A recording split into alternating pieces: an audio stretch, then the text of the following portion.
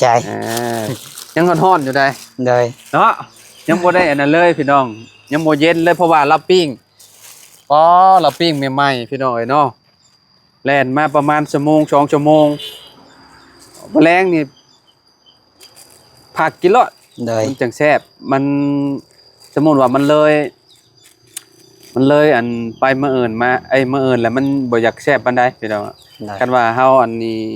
กินตอนนี้เนี่ยโอ้สุดยอดแล้วเนาะอ่าได้กินอีกรอบหนึ่งเนาะได้กลับมา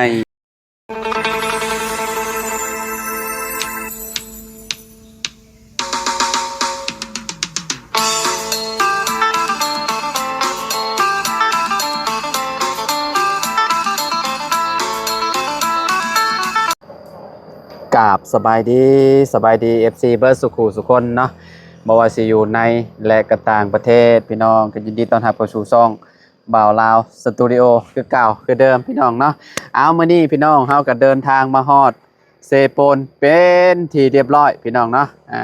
ก็สิเอาปิ้งไก่มาให้ผู้ที่ว่าเพิ่นโชคดีนะพี่น้องผู้ที่1เนาะสิเป็นไผนะพี่น้องไปดุลไปชมนำกันโดยไปพี่น้อง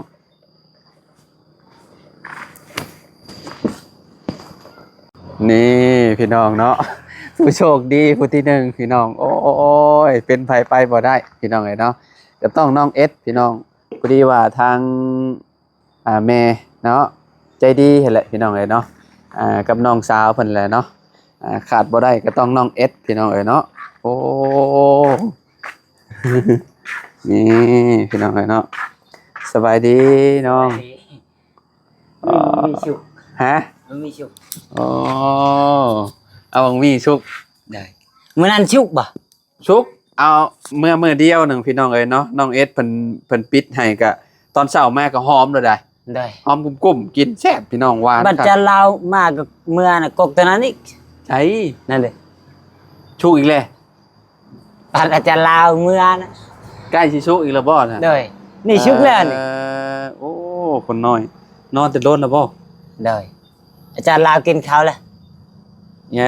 ยังบ่ได้กินข้าวแรงข้าวเช้ากินแล้วได้ข้าวเที่ยงก็ยังบ่ได้กินแซ่บของมีอ๋อคักอยู่เนี่ยหากะพากินนี่บ่เนี่ยได้กำลังปิดเมื่อกี้นี่ยังหลายอยู่เนาะหวานได้บายเลยบายย่างมาเลยพี่น้องหวานมื้อนั้นเจ้าให้ข่อยยังบอกหวานน่ะมังมีมันเป็นมังมีหนังพี่น้องเนาะคักอยู่เนาะพาให้ไปเพียงนึงพาแม่กินอ๋อให้แม่กินบ่ได้ย่างมันอยากลายมันใหม่ได้พี่น้องเนาะช่วงนี้ไปไสช่วงนี้คิดยางกินยามหาจ้างบ่ได้พ่อได้ซะพอพุ่งไปอันนั้นแหละไปโฮมได้แล้วเราไปเอาเงินน้องพระเมื่อน่ะล้านห้าจะฝากเมียนำไผเงินล้านบ่เงินอันนั้นน้องชายเราไปเฮ็ดเวียกเราก็เงินอันเท่านี่ยังจิตนะเอาจิตนะเพิ่นฝากมาโดยล้านห้าให้ชื่อเขาให้สมเจ้าชื่อเขาโดยโอ้แสดงว่าเราก็ได้เงินต้นนี่โดยได้แต่ล้านห้าเฮ็ดงานได้ดีหรือว่าจังได๋หรือว่าเพิ่นสิมาแล้วบ่ยังแล้วว่าเราสิเฮ็ด3เดือนเราสิมาแบบแล้วว่าเฮ็ดอยากซื้อรถล่ะอ้าว3เดือนได้สิได้รถได้เดือน1 7 ล้านโอ้เดือน1 7ล้านพุโดยอ๋อโอ้ก็ดีเดือน1 7ล้านยานแบบเวลาเรายานเราเฮ็ดบ่เต็มนะแบบบ่เต็มเดือนก็เลยได้เราก็ต้องเก็บไว้ใช้เนี่ยนะเนาะโดยเดือนนี้เราได้2.5 ล้านเราก็ซื้อเครื่องแล้วเราส่งมาพี่ล้านห้าให้ซื้อข้าวโอ้ก็ยังใครได้ไปเฮ็ดเวียกก็คือแบบนี้แหละพี่น้องเนาะดีกว่าอยู่ซื่อๆโดยไปเฮ็ดเวียกอยู่ต่างแขวงเนาะแขวงยังก็เพิ่นไปบุรีคำไชัยบ่อุดมชัยเนาะโดยเฮ็ดเกี่ยวกับหยังก็แสงตะเวนนั่นแหละกังหันลมนี่บ่แม่นเชลเชลนะเฮ็ดโซลาร์เซลล์ได้ก็ติดตามภูเขาอ๋อโอ้แสดงว่าเราก็อยู่ได้พี่น้อยเนาะโดยอยู่ได้ สิฮอดเดือนเด้เนาะ โดย ใกล้แล้วพี่น้องเอ้ยเนาะ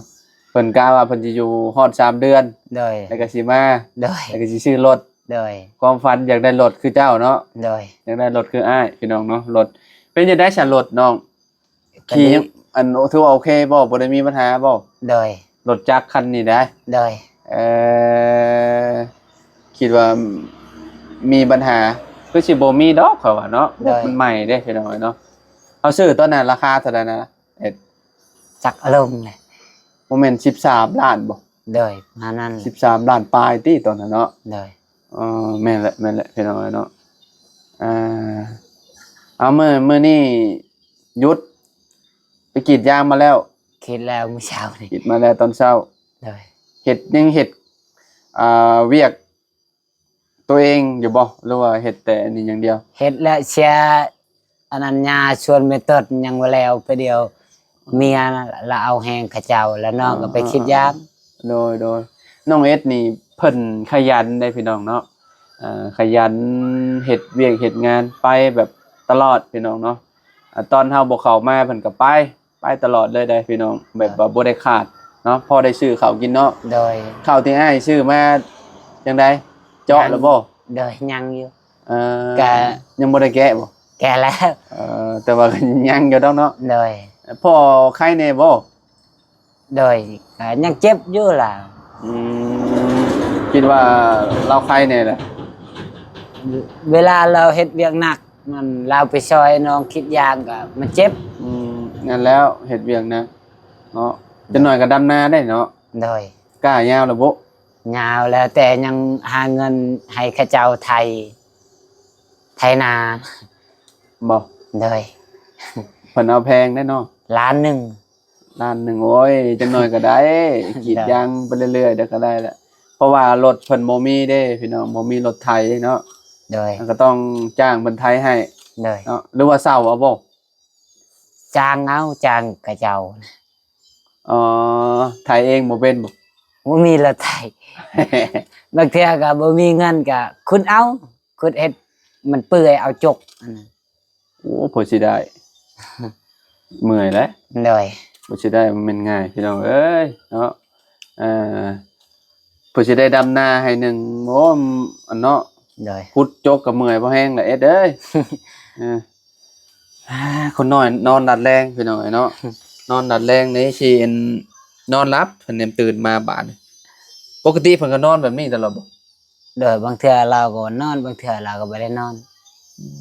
หล่ออีหลีเนาะ ลูกชายน้องเอ็ดพี่น้องเอ้ยเนาะตัวหน้าตาหล่อเราเลยน้องอุ้มบุญนี่โอ้คิ้วก็บ่คิ้วคนตาก็บ่คนตาเนาะฮ้อนได้นี่เอ็ดคนฮ้อนได้นี่โอ้เหงื่อออกเต็มเลยเนาะกินข้าวแรงครับยังมื้อนี้มีหมออาหารฮะ บ่มี อ้าวคือว่าบ่มีอาหาร ไปหากินอยู่แต่นำมันใหญ่กับบ้านแฮบ่ได้นำขึ้น อ๋อน้ำขึ้น ว่าฝนตกดูบ่เนี่ยอยู่ ได้ แถวบ้าน โดย ค่อยเมื่อ5มื้อ6มื้อพี่น้องเอ้ยเนาะเมื่อบ้านฝนตกคุมื้ออยู่บ้านก็ได้ โดย มันหากมีบัดคอยบัดแห้งทางนี้ก็คือกันเห็นบ่ 3-4มื้อแล้วบ่ตกอยู่พี่ แม่น แต่ บ่ อาจารย์ 3-4 ลาวเมื่อนั่นแหละ ตั้งแต่ข่อยเมื่อมันบ่ได้ตกบ่ โดย โอ้คิดว่าฝนตกตลอดบ่เนาะกะบาคือกันเนาะ โดย แต่ว่าอยู่บ้านน่ะเฮ็ดปวกออกมันบานแหละฝนตกบาดนี้พี่น้องแปลว่า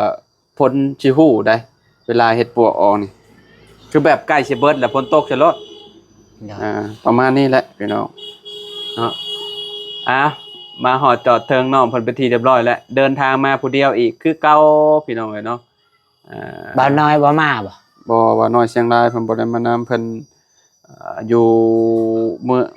มืองพะลาน โดย ก็เลยบ่ได้มานำกันเนาะเจ้าว่าจะบ่มีอาหารกินบ่มื้อนี้ โดย ถึกจังหวะพอดีเนาะก็มีของฝากให้เจ้าอยู่ โดย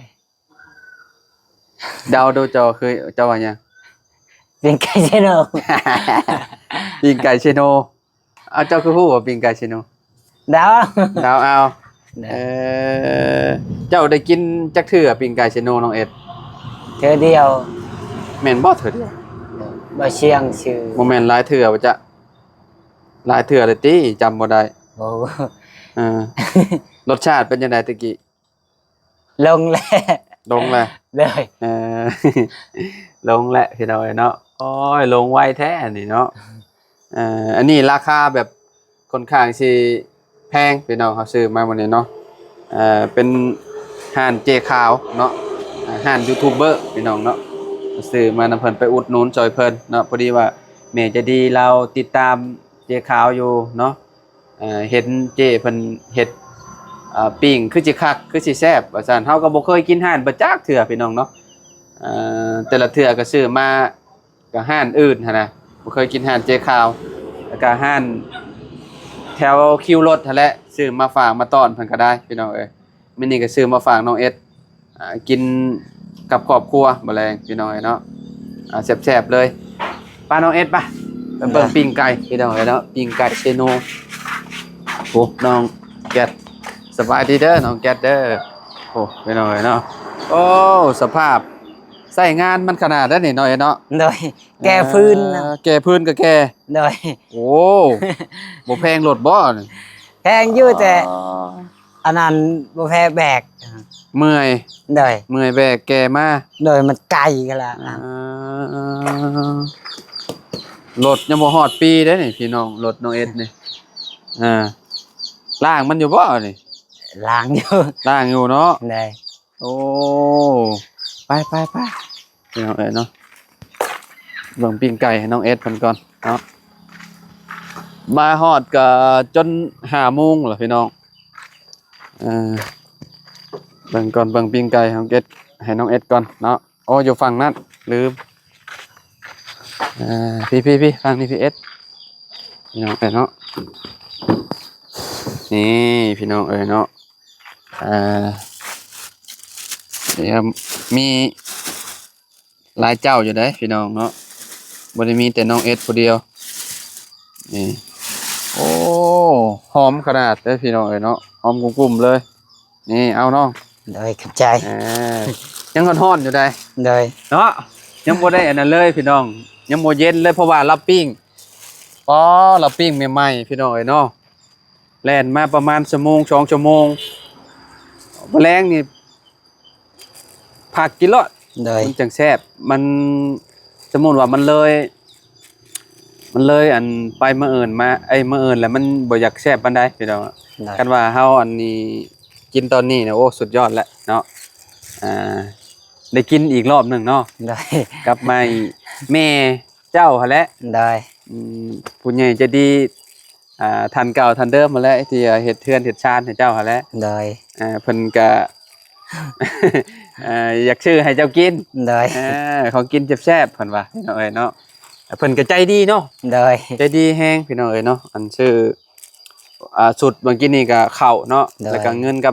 5แสนพี่น้องมาสุดนี่ก็ปิ้งไก่บาท เป็นอะไร ดีใจ ดีใจ โดย พี่น้องไอ้เนาะโอ้บ่ได้ใส่เสื้อแขนยาวบ่นี่ โดย บ่มักใส่เสื้อแขนยาวเนาะน้องเอ็ดเนาะ โดย ผิวเพิ่นนี่บ่ช่วงนี้ก็พร้อมเนาะ โดย เฮ็ดเวียกหนักบ่ โดย ได้รับได้นอนอยู่บ่ นอนอยู่ นอนหลับอยู่บ่ โดย ให้น้องเอ็ดเนาะเอาฝากให้น้องเอ็ดขอบคุณผู้ใหญ่ใจดีเพิ่นเด้อ โด ทั้ง ย แม่แหละเนาะ โดยขอบคุญกับคุณเด้อที่ซื้อปิ้งไก่ให้ลูกเด้อให้อยู่ดีมีแห้งความเจ็บจะได้ความไข้อย่ามีไปทางใดก็ให้ปลอดภัยและก็ FC ที่ติดตามน้องเป็นกำลังใจให้อาจารย์ลาวที่เฮ็ดคลิปซุมื้อนี้เด้อสาธุ คือเก่าคือเดิมหักแพงคือเก่าน้องเอ็ดเนาะ โดย ไปมาหาสู่เมื่อกลับบ้านเมื่อนั่นกับพี่น้องเอ็ดเนาะน้องเอ็ดเพิ่นเอามังมีหน่วยป๊ากใหญ่ให้พี่น้องน้ำใจเพิ่นนี่ถือว่าสุดยอดแล้วเนาะแล้วก็มีมะกล้วยอีก3เครือเลยเหมือนน่ะป๊อเอาเมื่ออ้ายกินยังบ่เบิดอยู่เอ็ดเด้อ โดย มันกินบ่ทันเด้มันสุกไวเด้ มากล้วยบ่ แม่น โดย ประมาณมื้อ2มื้อก็เลือกสลือเลย โดย เพราะว่ามันแก่แฮงเนาะ มากล้วยผู้สีดำนั่นเด้แซ่บบ่